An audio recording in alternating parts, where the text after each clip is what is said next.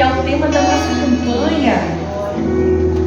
O poder do nome de Jesus. Aleluia. Filipenses capítulo de número 2. Versículo de número 9. Filipenses capítulo 2, versículo de número 9. Aleluia. Podemos ler, amém? Pelo que também Deus o exaltou soberanamente e lhe deu um nome que é sobre todo nome, para que ao nome de Jesus se dobre todo o joelho dos que estão nos céus, na terra e debaixo da terra, e toda língua confesse que Jesus Cristo é o Senhor, para a glória de Deus. Pode colocar, dando glória a Deus. Aleluia. Coisa linda falar do nome de Jesus, o poder do nome de Jesus. Quando nós olhamos lá em Gênesis, e a Bíblia vem falando ao longo de todos os livros sobre a vinda do Messias, profetizada no Antigo Testamento, profetizada no Novo Testamento, que ele estaria, que ele chegaria. Nós vemos lá em Gênesis, quando estavam sendo distribuídas as devidas punições ao homem, à mulher, à serpente, nós vemos que quando chega na parte da serpente, ele fala assim: olha, você vai rastejar por toda a sua vida, e vai nascer um que vai pisar a tua cabeça. Ao longo do Antigo Testamento, nós vemos os profetas tentando nos apresentar esse Messias que surgiria como o remidor, o salvador da humanidade. Quando Isaías começa a expressar, ele é o profeta messiânico, a gente aprendeu isso muitas das vezes na escola dominical. Ele fala que Jesus, ele nasceria, o Messias nasceria de uma mulher virgem, lá em 7:11 de Isaías. No capítulo 9 e no versículo de número 6, Isaías, ele tenta nos colocar Jesus, o Messias, em um quadro. Ele diz que ele seria um maravilhoso conselheiro, Deus forte, Pai da eternidade e príncipe da paz. Porém, Isaías, apesar de trazer essas 4 palavras para nós, 4 definições, pastor Freitas, ele ainda não está dizendo o nome dele. Lá em Isaías 61, olha só que coisa linda. Porque o Espírito do Senhor me ungiu para pregar boas novas aos mansos. O Espírito do Senhor está sobre mim para pregar boas novas aos mansos, restaurar os contritos, trazer liberdade aos cativos, abertura de visão aos presos. Mais uma vez, Isaías está nos mostrando características do trabalho que ele realizaria. Porém, ele não diz o seu nome, e parece que as pessoas ficam ansiosas e querem saber qual é o nome dele. Zacarias, no capítulo 9, verso 9, diz assim: alegre-se, filha de Sião, exulta, ó Jerusalém, porque o teu rei vem sobre ti. Ele é justo, ele é humilde, ele é de uma linhagem real, e ele vem sobre um jumentinho. E na frente a gente descobre que era até emprestado, mostrando a sua humildade, a sua acessibilidade. Todos poderiam ter acesso ao Messias. Fala sobre a sua linhagem real, como o rei Davi, ele viria do rei Davi, cumprindo assim todas as profecias. Mas ele não diz o seu nome. E eu fico ansiosa ao preparar essa mensagem, porque eu vejo que eles queriam revelar mais, mas eles não diziam o seu nome. Porém, um dia, em uma noite qualquer, ou um dia qualquer, existia uma jovem, não sei, talvez a partir dos seus 12, 13, 14 anos, eu não sei a idade que Maria tinha. Um anjo se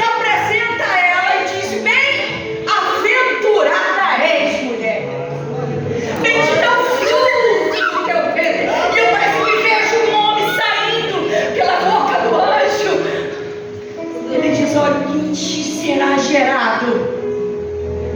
O que em ti será gerado é fruto do Espírito Santo. É fruto do Espírito Santo. E o nome dele será, diga comigo bem alto, qual é o nome dele? Jesus. Aleluia, esse nome maravilhoso.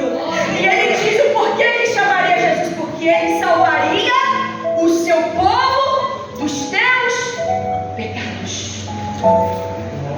Mas Jesus era um nome absolutamente normal e comum no primeiro século. Nasceram muitas pessoas, muitos homens chamados Jesus. Mas naquele dia, quando Maria recebeu esse anúncio, esse começou a se tornar um nome diferenciado. Aleluia. Por isso, quando Paulo ele vem na carta aos Filipenses, também conhecida como a carta da alegria, ele começa ali a descrever, veja bem, é a carta da alegria, mas quando Paulo ainda estava em prisões. Olha só que coisa. Ele começa a descrever o poder do nome de Jesus. E ele diz que Deus o exaltou soberanamente e deu um nome que é sobre todo outro nome. E se a gente pegasse um pouco o apóstolo Paulo no início da sua caminhada, nós sabemos que ele perseguia, ele corria atrás dos cristãos. Ele tinha tanto zelo pela palavra, que ele tinha acesso, que ele perseguia. Ele se tornou o quê? Um perseguidor. Porém, tinha um jovem tão cheio de Deus. Aleluia. Eu queria pedir para alguém ler para mim Atos capítulo 7, versículo 55. Atos 7, 55. Tinha um jovem tão cheio de Deus, com uma desenvoltura nas palavras e uma intrepidez absurda. O seu nome era Estevão. Quem achou pode ler para mim? 7,55 de Atos. Onde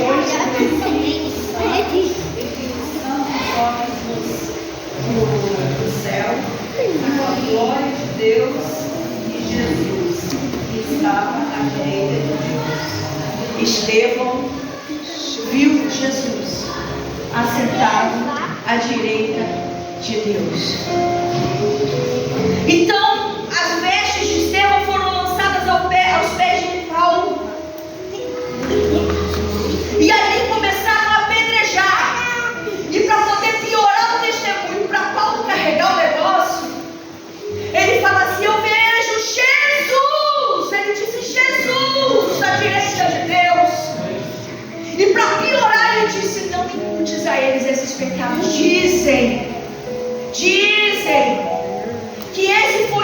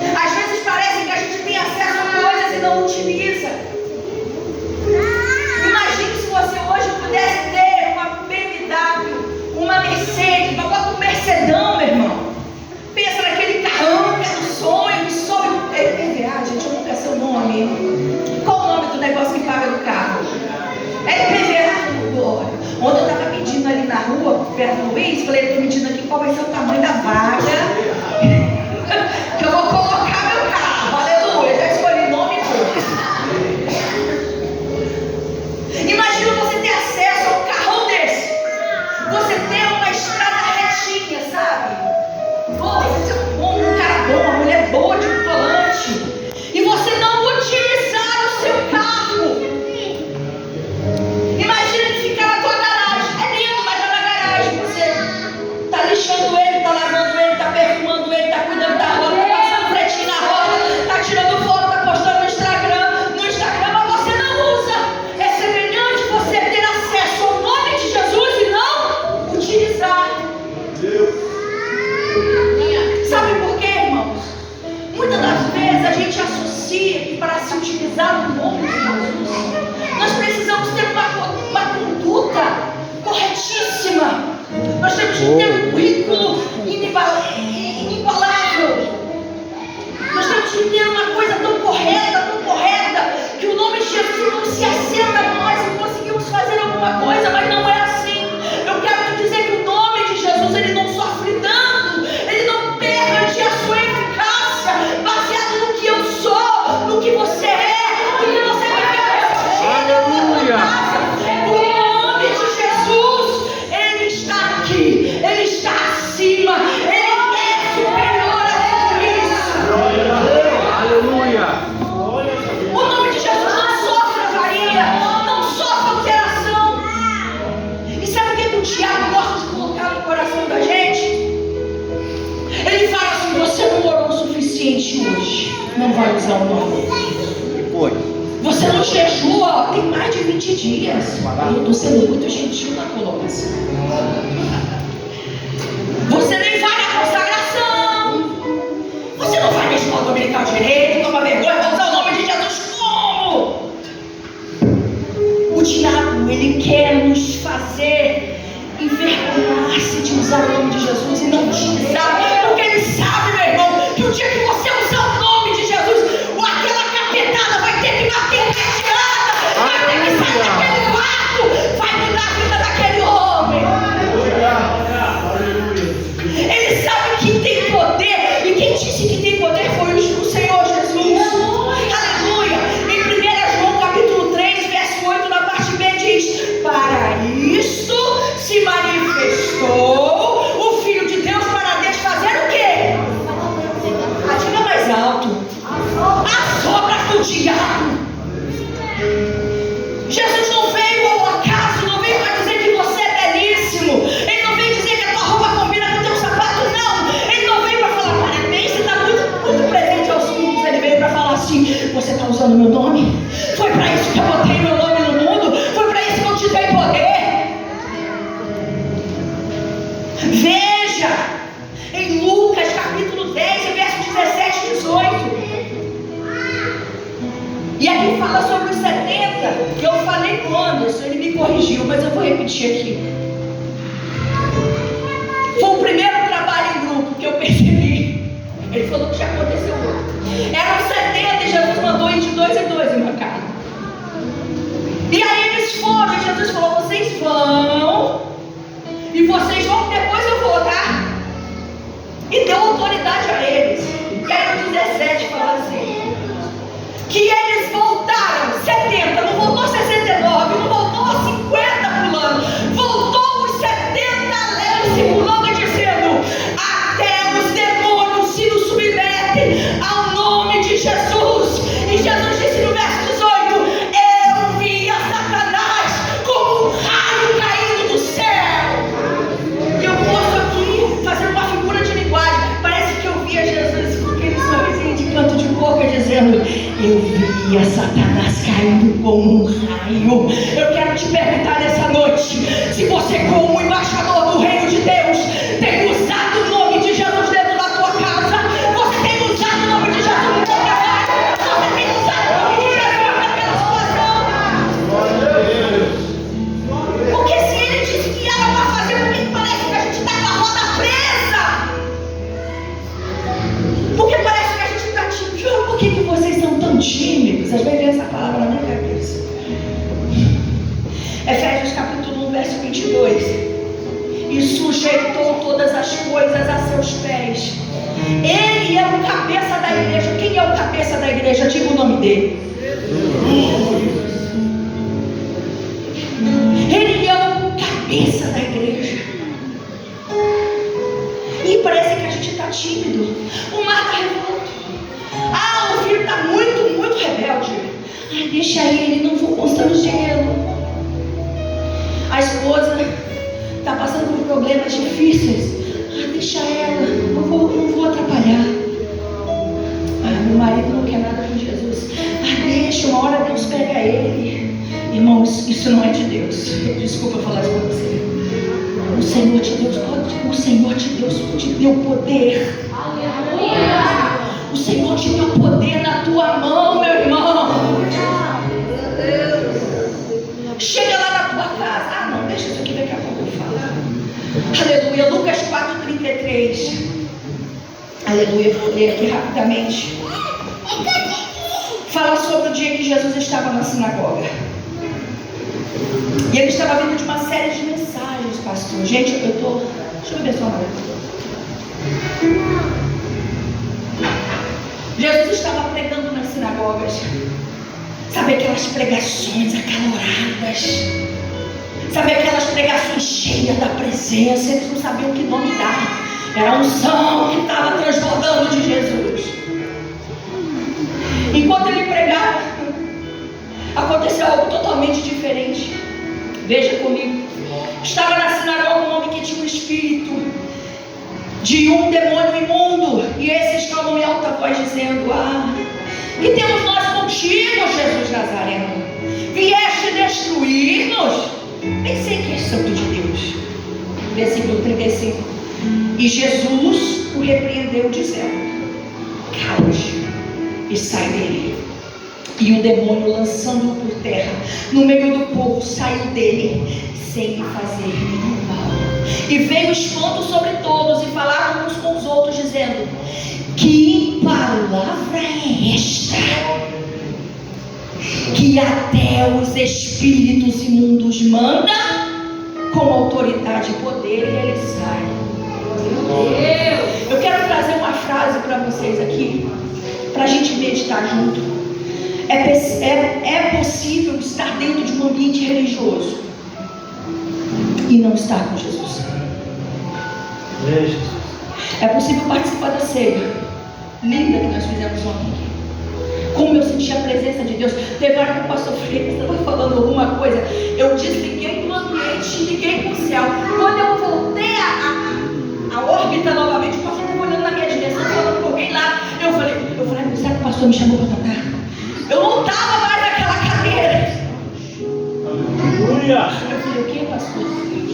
Pensa num susto. Eu ligada no céu. É possível você estar cantando perfeitamente, harmonicamente. É possível estar tocando bem, tocando maravilhosamente bem. É possível estar servindo ao reino, limpando o chão, deixando o chão brilhando, e não estar com Jesus. Me desculpe de trazer essa notícia. É possível estar presente em todos os cultos e não estar andando com Jesus. Veja o exemplo desse homem dentro de uma sinagoga, um ambiente totalmente religioso. Do nada ele se manifesta. E ele tinha, eu creio que uma legião, porque ele falou: que temos nós contigo? Porque vieste nos incomodar.